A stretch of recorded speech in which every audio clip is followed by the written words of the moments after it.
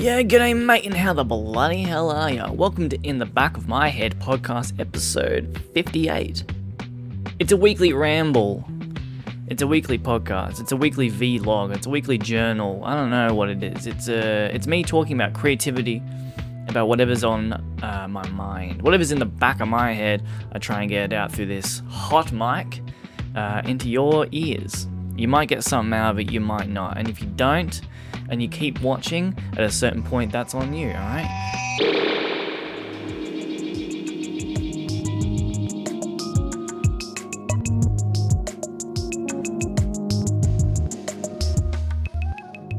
I've always been someone with big old bags under my eyes.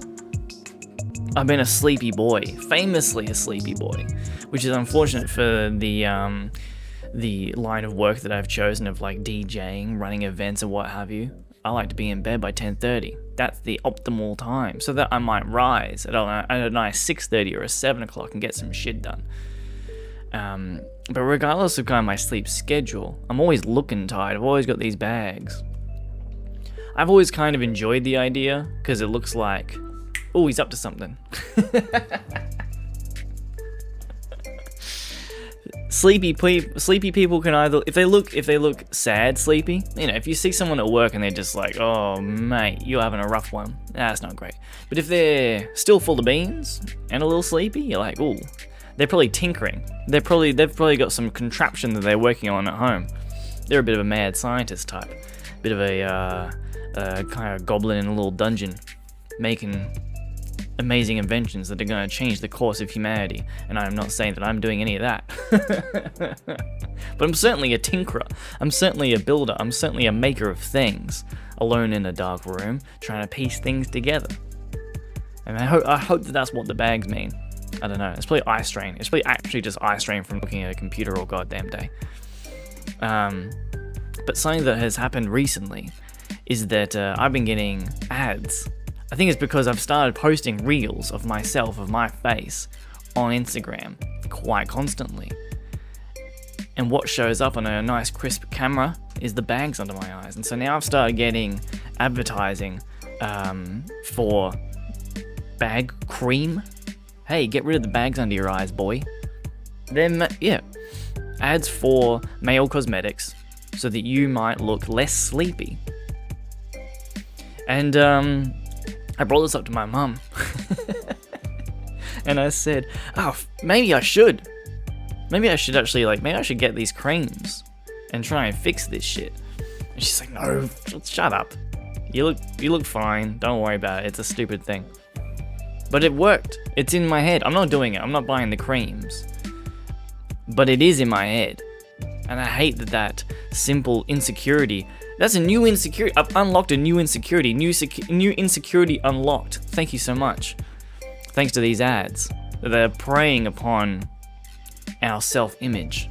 I understand that this is like such a low baseline here. Like, other people are bombarded with ads that have much more visceral impact on their soul. This is a minor thing for me. But I don't like that the algorithm figured out that this sleepy boy, I reckon we can make some money off him if we make him feel real shit about his eyes.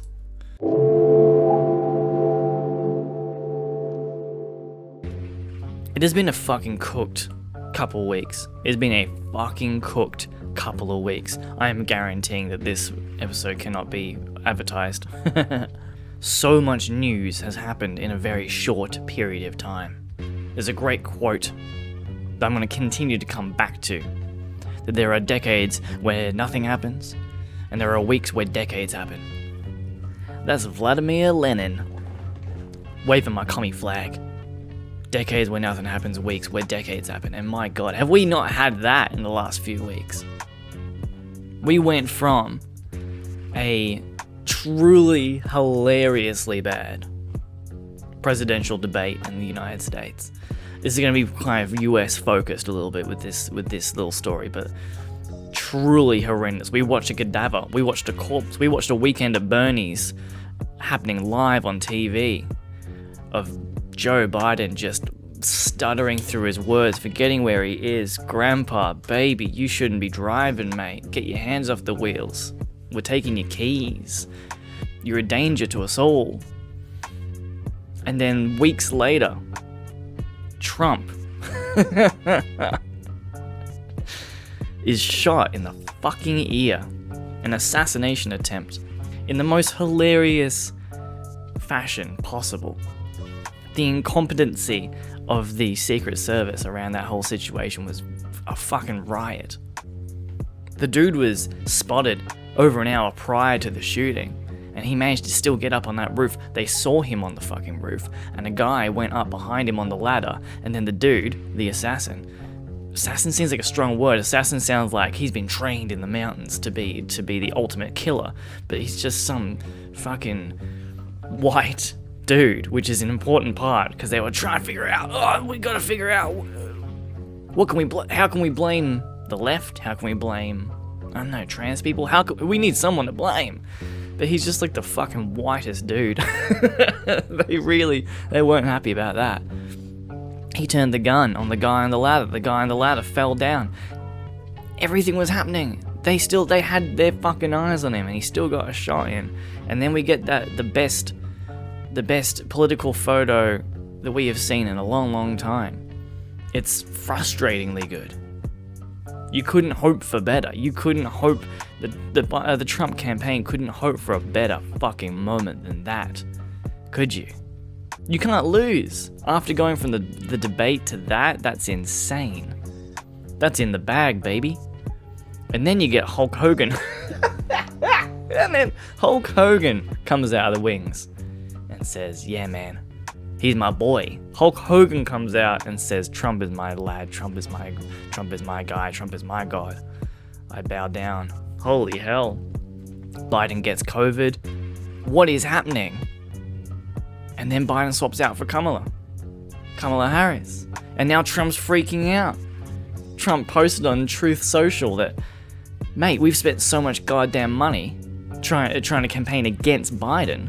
We deserve a refund. What the fuck are you talking about? What the fuck are you on? That's panic, mate. You're panicking. Biden, easy win. Easy win against Biden. Against Kamala? Oh, I don't know, baby. We got record funds being raised for Kamala Harris in the States at the moment. I'm not a fan of any of these people, by the way. I think that should be quite clear if you know this podcast at all. They're all fucking pieces of shit. I'm a filthy fucking lefty and these are all a bunch of cunts. But I will still say that, fuck, this is my reality TV. This is my below deck. This is my big brother. This is my, it's insanity. It's pure madness. It's unpredictable. They deserve an Emmy. They deserve an Emmy for whoever wrote the script behind all this shit, man. And then you know what happened? During the same period of time, the world shut down because of one line of code. At the same time as this shit's going down, the UK stock exchange goes down. Flights get cancelled all over the fucking world. We all walked into a supermarket at some point over the last week or so and seen blue screens of death plastered on all the screens and all the places. I'm like, whoa, what's going on? If you saw any photos of airports, then that's the same thing. Walking to department stores across the world, millions and millions of computers went down, and they had to be manually reset. People had to go in, the IT people had to go in and manually delete a file on every single computer to fix the problem, all because of one line of code that got sent out in a security bit of software that is all throughout the professional and corporate world. And I mean the world, globally. One bit of code completely has lost billions of dollars in the global economy. What does any of that mean? I don't fucking know. But what I do know is that it's chaos, is madness. There are decades where nothing happens. There are weeks where decades happen. And this is not even mentioning what is happening in Gaza, the genocide, the ongoing fucking genocide, the ongoing escalations in Lebanon. Man, everything's fucking, so much is happening, it's bonkers. There's remember Ukraine? That's still going. There is so much happening, there's so much fucking chaos.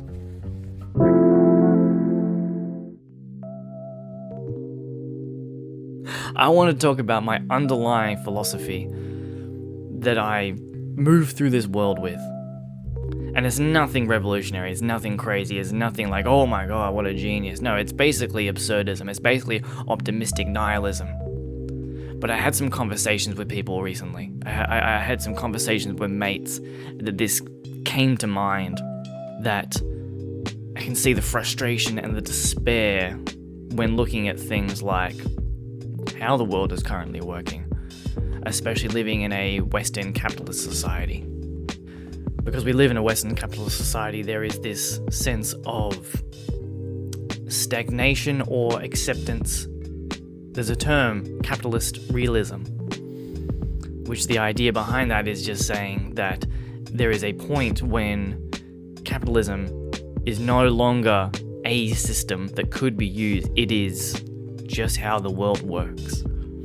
How many of us have had a dad that says, well, at the end of the day, mate, how the world works is this. And what he's actually describing is actually capitalism. He's actually just describing the way it currently is, or has been maybe for like, let's give him 50 years, 70 years, 100 years, even 100 years, even 100 years.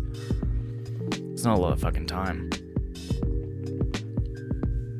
When I see chaos in the world, when I see just bonkers amount of stuff happening, all potentially linked or potentially not linked, I kind of come back to this feeling, I come back to this concept of, gosh, this is fragile. Remember yesterday, remember 10 minutes ago, how everything was one way? Well, now everything is a different way. And isn't that mental? Isn't that crazy? Again, this is not revolutionary, this is nothing crazy, this is nothing special. But my response to it emotionally keeps me optimistic, whereas conversations I've had with people recently respond to it in pessimism, in despair.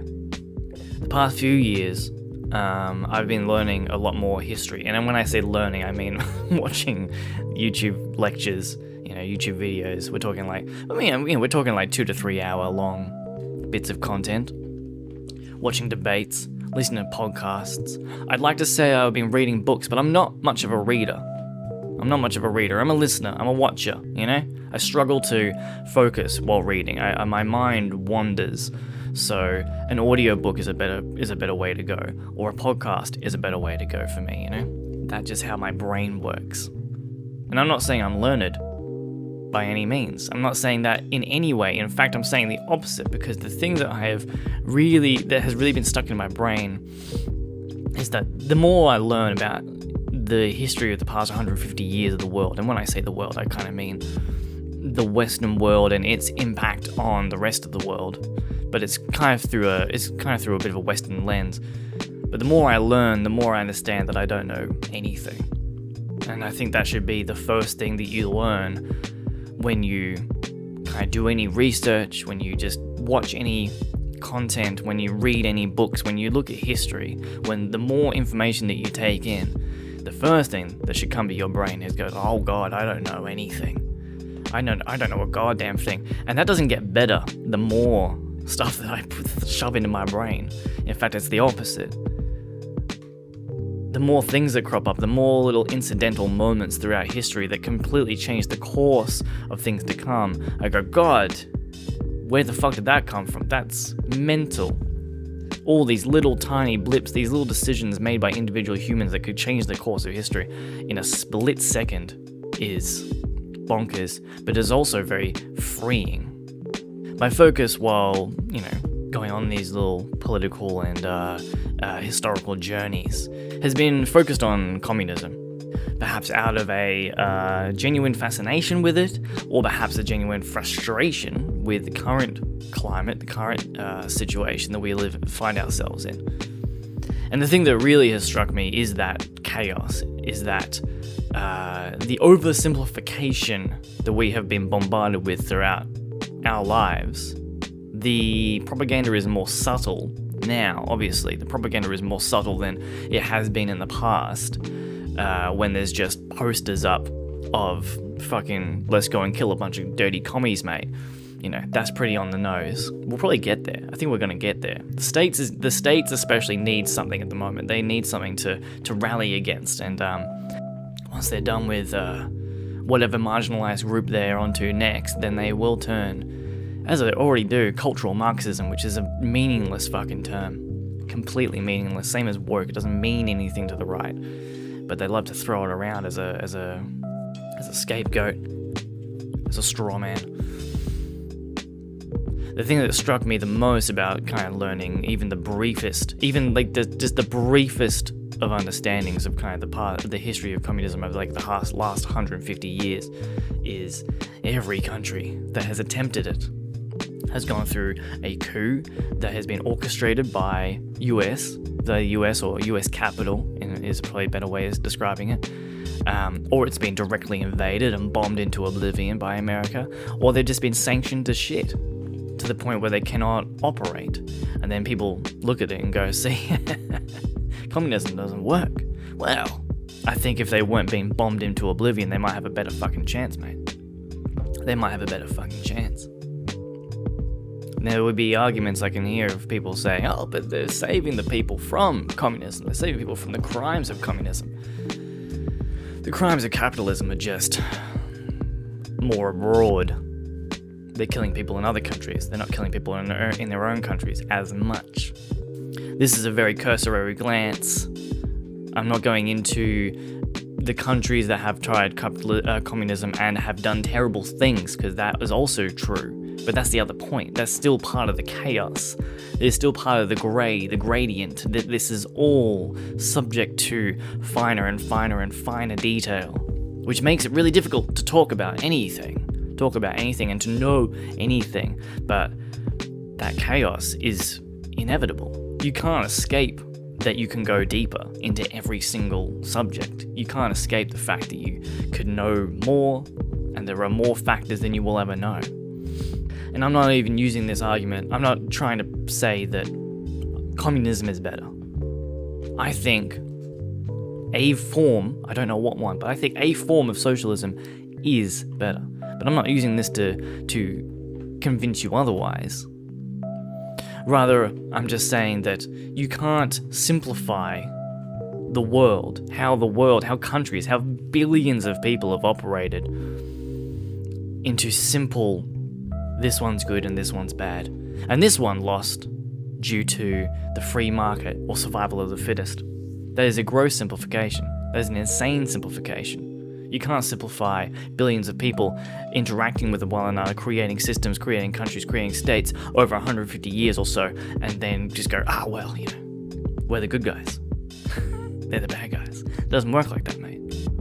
One example of chaos. The other example of chaos, which I think will hit closer to home there for most of us, is COVID. And I got into an argument with a mate during COVID. I think I might have talked about this on the podcast before, but I got into quite a heated discussion back and forth on Facebook of all fucking places, because I'm a dirty old man. I no longer use such a platform because it's really gone down. It's an absolute fucking shit show these days. Completely useless platform. I read the other day that like 50% or more of traffic on Facebook is bot traffic now, but they hide it kind of well. So it's easy, so they can still kind of say to advertisers, oh no, we got plenty of traffic, mate. Don't you worry. I don't have a source on that. I don't have a source on that one. Again, I'm not trying to like argue very fine points of like, again, I'm not here to argue about what happened during COVID. I'm not here to argue the validity of communism versus capitalism. I'm here to talk about just the chaos, the infinitely fine detail that you can get into on all of this, and how do you respond to it? And this was the perfect example, because I got into this heated debate with this mate of mine, no longer a friend of mine, unfortunately. And we went back and forth, and he would bring up a point, and I would kind of try and dissect it into its finer points and be like, yeah, but like you are oversimplifying this. You are oversimplifying this. And we went back and forth, and that was kind of that was the through line. He kept moving the goalposts, and I kept saying, no, we're sticking on this thing. But again, you were oversimplifying. And I got to the point when I said, life is not that simple. And he responded, life is that simple. You're just trying to complicate it. I've paraphrased slightly, but that's the idea. Life is that simple. And it's the opposite reaction to me. This is conspiracy theorists for me. I think this is the reason why conspiracy theories are so goddamn enticing. Is because when you look at the chaos of the world, when you learn that you know nothing, how do you respond to that? Do you respond to that in thinking, okay, then I will give myself to the chaos, I will go forth and I will pick a direction, but I can't possibly know all that much? Or do you go the opposite direction and find reasoning behind all of it in a very simple little story? The world is bonkers, the world is chaos, the world is crazy. Oh, but it's run by a dark, shady cabal that drinks baby blood, that controls billions of people through mind control techniques. Is that it? Or is that a gross oversimplification of many dark things that are happening? If there's a simple answer, it's probably not correct.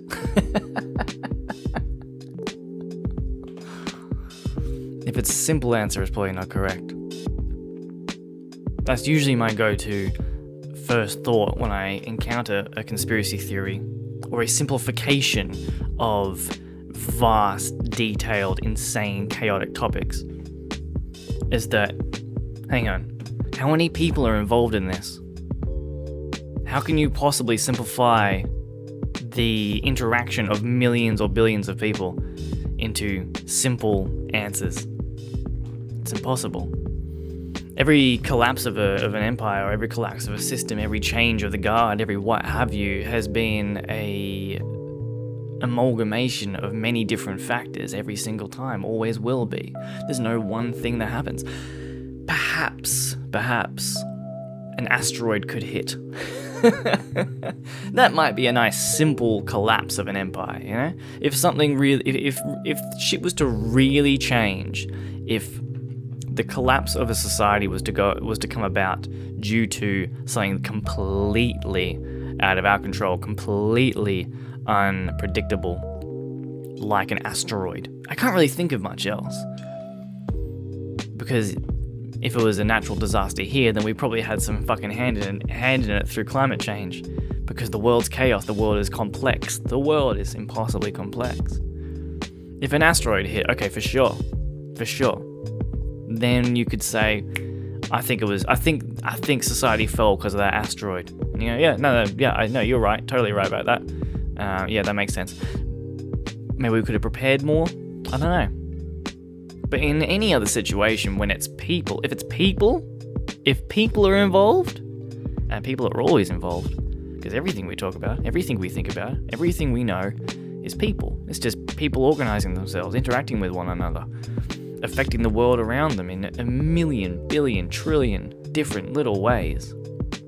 Then it's impossibly complex.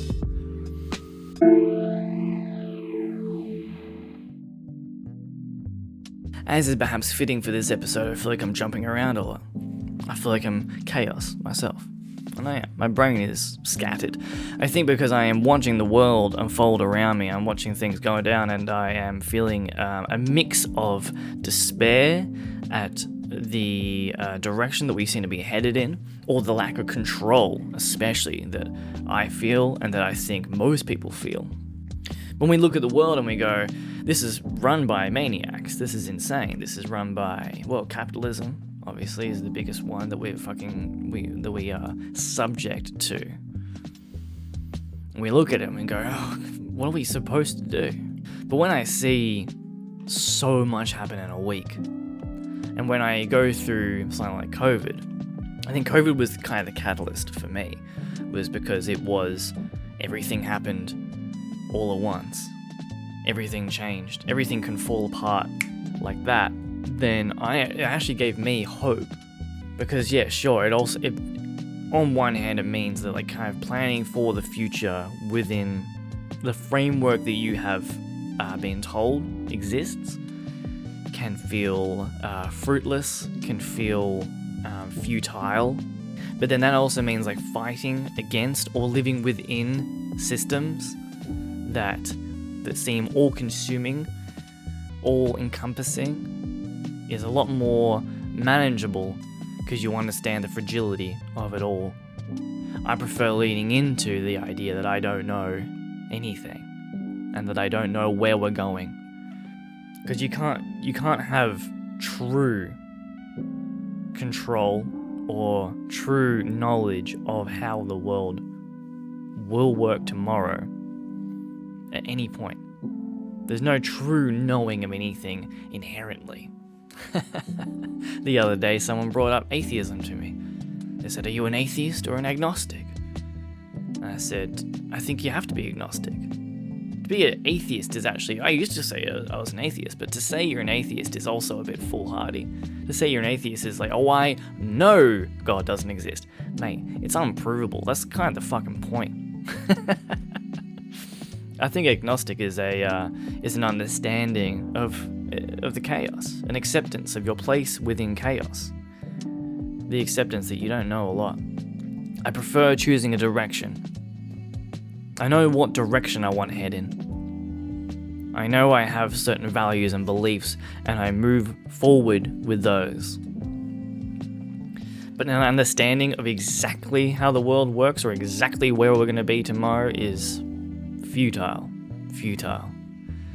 And if anyone comes to you with simple, clear answers of what's going to fix everything, well, then they can go fuck themselves. And I think you've found someone who is terrified of chaos, terrified of the world, terrified of the reality that life is chaos, as we all are. But I think that's the fact of life. So you have to accept the waters that you are flowing through, and not try and create a dam. Does that make sense? I say all that as I say capitalism is the bad thing. Capitalism is the root of all evil. Which is not true. It's not true. I am anti-capitalist through and through. For varying reasons.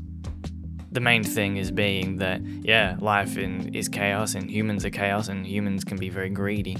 So I want a system that does not reward greed. Pretty simple. I want a system that actually gives control to the most people as possible.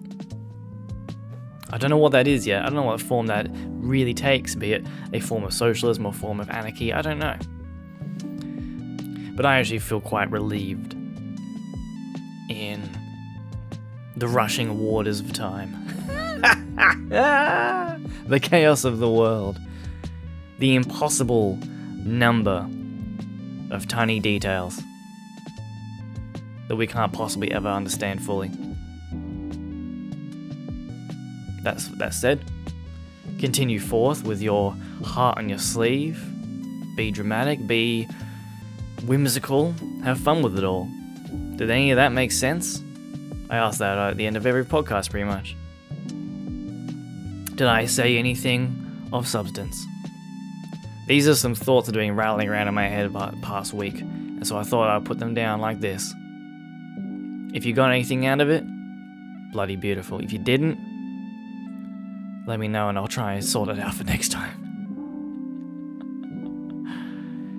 If you enjoy this podcast, you can donate a couple of bucks, price of a coffee or a pint or what have you, to my Patreon, and it just helps me do this a little bit more. I'm trying to go full freelance artist at the worst possible time in history to be a freelance artist. Thank you to generative AI. Godspeed our AI overlords. So maybe if you throw me a couple of bucks, I can keep the lights on, or at least not go back to cafe work. It will probably happen though. And also don't forget, I hate the YouTube thing. Don't forget to like and comment. Comments mean the fucking world to me. Genuinely, it makes me very, very, very happy to actually get some response from people. To have this as a bit of an interaction, rather than me just ramming into a microphone. I don't get a lot of views, obviously. It's a very small podcast. Maybe one day it will be bigger. And so those little interactions keep me very satisfied, very happy. Be well, baby. Stay creative. Keep your head up. The world's fucking bonkers right now. And that might mean that change is on the way. Ooh. See you next time.